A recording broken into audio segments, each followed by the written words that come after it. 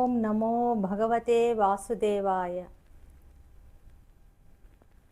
ఈరోజు లక్ష్మీ అమ్మ తన ఆత్మజ్ఞానంతో చెప్పిన ఇంకొక సత్యాన్ని మీకు చెప్పాలనుకుంటున్నాను ఈ వీడియోలో. ఈ ఫోటో చూడండి. కాళీమాత కాళ్ళ దగ్గర శివయ్య. మీకు ఇంతకుముందు మీకు చెప్పాను, మనకి మూలం నుంచి దైవశక్తి సూర్యుడు తీసుకుని సూర్యుడి నుంచి భూమికి వస్తుంది అని. మూలం నుంచి అన్ని లోకాలకి దైవశక్తి వెళుతూ ఉంటుంది. అలాగా భూమికి వచ్చే దైవశక్తికి ఒక రూపాన్ని ఇస్తే ఆ రూపమే శివుడు. మనము అన్ని లోకాలకి దైవశక్తి వెళ్తుంది. ఇప్పుడు ఇది మూలం అనుకోండి, మూలం నుంచి అన్ని లోకాలకి ఇలా శక్తి వెళ్తుంటే మన భూమికి మాత్రం వచ్చే శక్తిని మనం శివుడిగా చెప్తాము. అంటే శివలింగం అని చెప్పినప్పుడు ఆది అంతము లేని శక్తి అంటున్నాం. ఒకవేళ శివుడికి గనక మనం రూపాన్ని ఇస్తే ఆ రూపంలో ఆ శివతత్వాన్ని విడదీసి మన ఋషులు ఏం చేశారంటే, ఆ శక్తికి ఇన్ని తత్వాలు ఉన్నాయి, మీరు ఇన్ని రకాలుగా పూజ చేసుకోవచ్చు, ఇన్ని రకాలుగా ఉపాసన చేసుకోవచ్చు, మీకు ఏ రకంగా కావాలంటే ఆ రకంగాని ఆ ఒక్కొక్క దైవానికి ఒక తత్వానికి ఒక దైవ రూపాన్ని ఇచ్చారు మనకి అనుకూలంగా. ఇప్పుడు శివుడిలో ఉండే గురుతత్వం దక్షిణామూర్తి, శివుడిలో ఉండే కోపం రుద్రుడు అంటాం, శివుడిలో ఉండే రక్షణాశక్తిని మనం కాలభైరవుడు అంటున్నాం, శివుడిలో ఉండే ఆనందతత్వాన్ని చిదంబరుడు అంటున్నాము, శివుడిలో ఉండే పూర్ణత్వాన్ని అర్ధనారీశ్వరుడు అని చూపిస్తున్నాము. అలాగా తత్వాలను విడదీసి మనము ఒక్కొక్క తత్వానికి ఒక దైవాన్నిగా ఒక రూపాన్ని ఇచ్చి పూజ చేసుకుంటున్నాము. అది మనకి దగ్గరగా ఉండే క్షేత్రాన్ని బట్టి మనం ఆ దైవశక్తికి పూజలు చేస్తూ ఉంటాము. ఎక్కువగా అట్లా జరుగుతూ ఉంటుంది. కానీ మనకి తెలుసు శివుడే అంతా ఆయనే అని తెలుసు. కానీ రూపాన్ని ఎందుకు పెట్టుకున్నామన్నది చెప్పాను మీకు ఇప్పుడు ఆ రూపాన్ని వివరిస్తున్నాను. ఇప్పుడు శివుడు పైన గంగాదేవి ఉంటుంది, తర్వాత తల మీద చంద్రుడు ఉంటాడు, మళ్ళీ మెడలో పాములు ఉంటాయి, ఆయన పులి చర్మం కట్టుకుంటాడు, ఇవి చేతిలో డమరకము త్రిశూలము అవన్నీ ఉంటాయి, ఎదురుగా నందీశ్వరుడు ఉంటాడు. వీళ్ళకి వివరణ ఫస్ట్ గంగాదేవి గురించి చెప్తా. గంగ అంటే పవిత్రమైంది. శివుడు ఎంత గొప్పవాడంటే, ఎంత పవిత్రమైన వాడంటే నిర్మలమైన ప్రేమ కలవాడు, నిర్గుణమైన ప్రేమ కలవాడు. అంటే ఇప్పుడు ఒక గుణాన్ని చూసి మనం ప్రేమిస్తాం. ఒక మంచి వాళ్ళు అనుకోండి, ఓ ఇతను మంచోడు అందుకని ఇతను నేను చాలా ఇష్టపడ్డా, ఇతను సత్యంగా ఉంటాడు అందుకని నేను ఇతన్ని ఇష్టపడుతున్నాను, ఇతను అంతా ప్రేమతత్వంతో ఉంటాడు ఇలా ఇష్టపడుతున్నా. అలా కాకుండా ఏ తత్వం లేని అతన్ని కూడా నిర్గుణంగా ప్రేమతత్వం, నిర్గుణంగా ప్రేమించగలిగే తత్వం అనమాట. అంటే ఎటువంటి రాక్షసులైనా సరే దైవాన్నైనా అందరినీ ఒకే రకంగా ప్రేమించగలిగే నిర్గుణమైన ప్రేమ ఉన్న ఆయన శివయ్య. మీకు ఈ చందమామ గురించి చెప్పాలంటే, మనకి ఈ భూమి మీద ఉన్న జీవరాశులకి ప్రాణం ఎక్కడి నుంచి వస్తుందంటే చంద్రుడి నుంచి వస్తుందంటండి. ఇప్పుడు మనం దైవశక్తిని ప్రతిరోజు మన ఆలోచనారహిత స్థితిలో దైవశక్తిని ఎప్పుడు తీసుకుంటాం. అందుకే నిద్రలో ఆలోచన ఉండదు కాబట్టి దైవశక్తిని ఎక్కువగా తీసుకుంటాం. ఆ దైవశక్తి మనకి బ్రహ్మరంధ్రం నుంచి ఈడాపింగడా నాడుల నుంచి వస్తుంది. అంటే మనలో ఉండేది ఏ రెండు శక్తులు, ఒకటి దైవశక్తి, ఇంకోటి ప్రాణశక్తి, ఈ రెండు ఉంటాయి. ఇప్పుడు మీకు అర్థం కావాలంటే ఒక చిన్న విషయం చెప్తా. ఇప్పుడు సాయిబాబా ఉన్నారు, సాయిబాబా గొప్ప యోగీశ్వరుడు. ఆయన ఒకసారి నా శరీరాన్ని 3 రోజులు ఉంచండి, నేను వస్తాను మళ్ళీ, అప్పటి వరకు జాగ్రత్తగా కాపాడుతూ ఉండండి అని చెప్పారు. అంటే జాగ్రత్తగా ఉంచండి అని. ఆయన 3 రోజుల తర్వాత వస్తారు. అంటే అంత గొప్ప యోగీశ్వరులు ఏంటంటే భూమి మీద కొంత పనికి వెళ్తారనమాట. పనికి వెళ్ళి ఆ పని చేసిన తర్వాత మళ్ళీ తిరిగి వచ్చి అక్కడ ఏదైనా పాజిటివ్ అంటే ఒక మనిషికి అపకారం జరిగినా, అక్కడ ఒక భూమికి ఒక క్షేత్రానికి అపకారం జరుగుతున్నా, లేకపోతే అక్కడ వాతావరణం కానీ ఎవరైనా రక్షించాలని ఉన్నా, అక్కడ కొంత పాజిటివ్ ఎనర్జీ ఇవ్వాలన్నా అక్కడ పని చేసి వస్తారనమాట గొప్ప యోగీశ్వరులు వాళ్ళు, దైవం కానీ అట్లా చేస్తారు. అట్లాగే మీరు సాయి సచ్చరిత్రలో ఇది చదివారు. మీకు అంటే దైవశక్తి అంటే అక్కడ ఏంటి, ఆత్మ విడిపోయింది, అక్కడ ప్రాణం ఉంది, ఆత్మ విడిపోయి ఆ దైవశక్తి ఆ పని చేసి మళ్ళీ తిరిగి వచ్చింది అనమాట. ఇప్పుడు మనకు అర్థమయ్యేటట్టు మన భాషలో చెప్పుకోవాలంటే, మనం సైన్స్లో బ్రెయిన్ డెడ్ అంటాము. బ్రెయిన్ డెడ్ అంటే ఆ మనిషికి ప్రాణం ఉంటుంది, కానీ ఆ మనిషిలో చలనం ఉండదు. ఆ చలనం ఎవరు ఇస్తున్నారు అంటే దైవశక్తి అనమాట. దైవము మన లోపల ఉండి మనకి చలన శక్తి ఇచ్చేది దైవశక్తి. ప్రాణాన్ని చంద్రుడు ఇస్తున్నాడు, సూర్యుడేమో దైవశక్తిని ఇస్తున్నాడు. ఈ రెండిట్లో బ్రెయిన్ డెడ్ అన్నప్పుడు ఆత్మ విడిపోయింది, ప్రాణం మాత్రం మిగిలింది. మీకు అర్థమై ఉంటుంది ఇప్పుడు.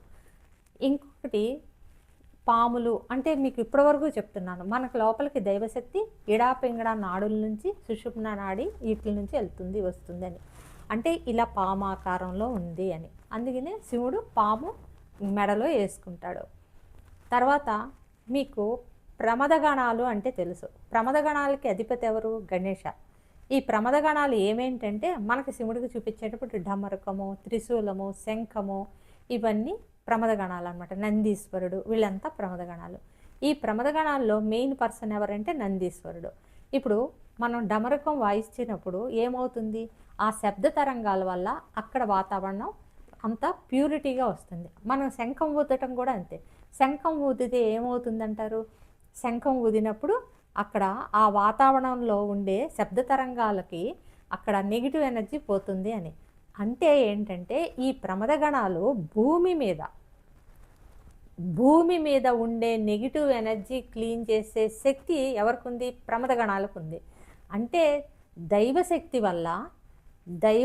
వల్ల మన భూమి మీద నెగిటివ్ ఎనర్జీ క్లీన్ అవుతుంది. అంటే ఇప్పుడు మనం పొల్యూట్ చేస్తున్నాం, ఏంటి? పంచభూతాన్ని పొల్యూట్ చేస్తున్నాం. పొల్యూట్ చేసినప్పుడు ఆ పని ఎవరికి ఇస్తున్నాం? దైవానికి ఇస్తున్నాం, దైవశక్తికి ఇస్తున్నాం.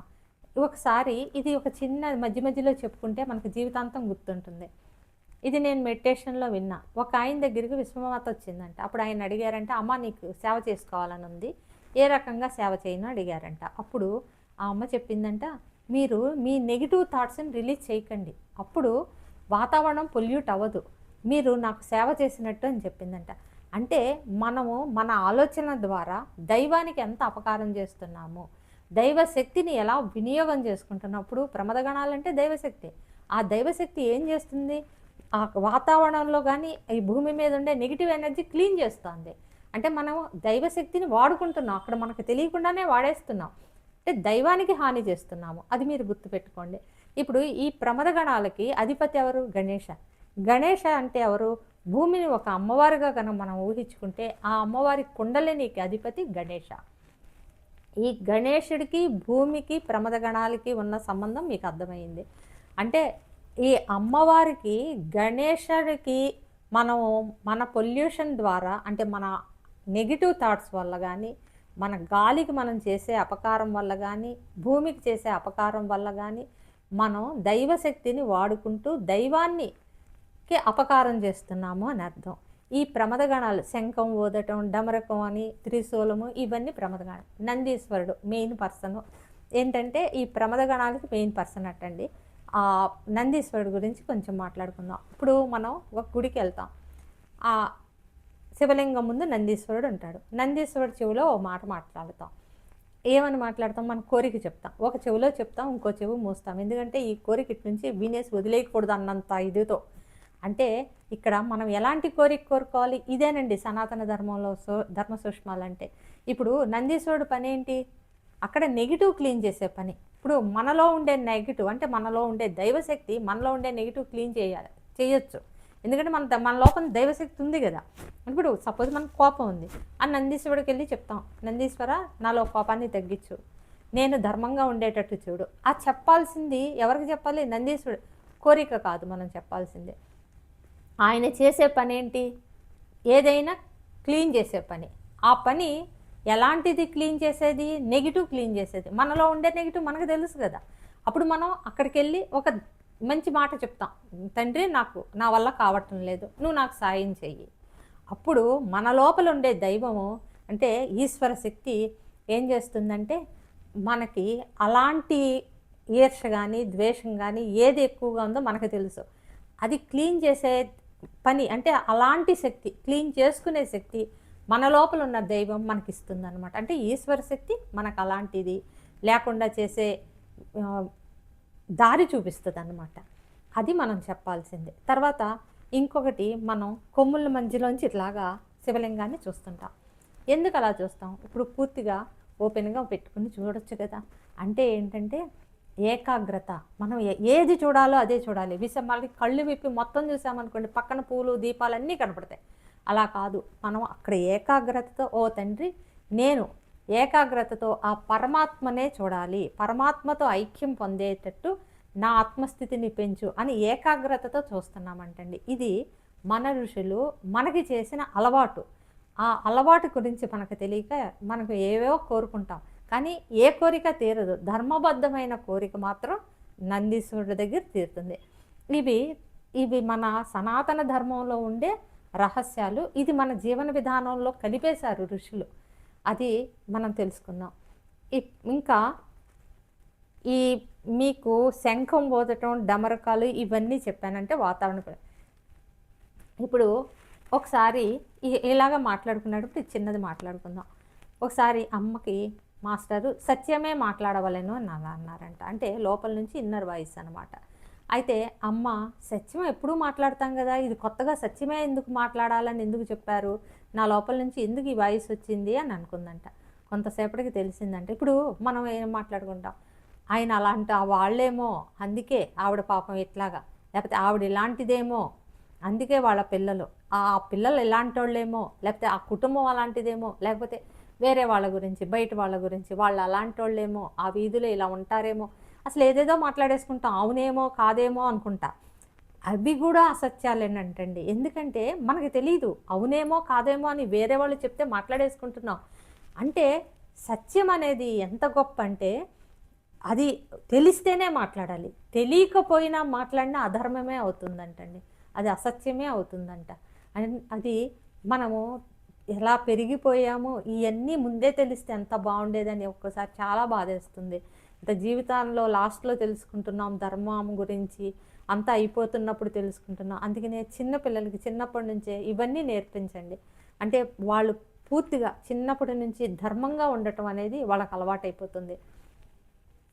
ఇంకొకటి, ఇప్పుడు మనకి శివుడు కాళ్ళ దగ్గర పడుకున్నాడు చెప్పారు, కాళీమాత కాళ్ళ దగ్గర పడుకున్నాడు అని చెప్పారు. అంటే ఏంటి, శివుడు కాళ్ళ దగ్గర పడుకోలేదు. ఆ శివుడు అంటే మూలశక్తి. మూలం ఏంటి, కాళీమాత మూలం, కాళీ ఎంటీ అనమాట, మూలం నుంచి వచ్చిన ఎనర్జీ అని. ఆ శివుడి మీద ఉన్న ఆ శక్తి మూలం నుంచి వచ్చింది అని చూపించడానికి చెప్పారు. అంతేగాని చాలామంది చెప్తారు కాళీమాత కోపంతో ఇలా చేస్తున్నప్పుడు శివుడు కాళ్ళ దగ్గర పడ్డాడు, అప్పుడు ఆవిడకి మెలకు వచ్చిందని. అసలు ఎలా అయిపోయామంటే మన ధర్మాన్ని, మన సనాతన ధర్మాన్ని నిలబెట్టుకోవాల్సిన అవసరం మనకి చాలా ఉందండి. అందుకని ఈరోజు వీడియోలో మీకు చాలా తెలుసుంటాయి. ఇప్పుడు పులి చర్మం గురించి చెప్తే, మామూలుగానే హింస చేయకూడదు, బ్రతికున్న దాన్ని చంపకూడదు, చనిపోయిన దాని చర్మం కూడా అంత పవిత్రమైంది, అంటే భగవంతుడికి ఉపయోగపడుతుంది అని చెప్పటం అన్నమాట. అంటే ఆ చనిపోయిన జీవి యొక్క చర్మం కూడా భగవంతుడికి ఎంత ప్రీతికరమైనది, ఎంత ఇష్టమైనది అని చెప్పడానికి పులి చర్మం కట్టుకున్నారంటండి. ఇవన్నీ మన తెలుసుకున్నందుకు లక్ష్మీ అమ్మకి థ్యాంక్స్ చెప్పుకుంటున్నాను.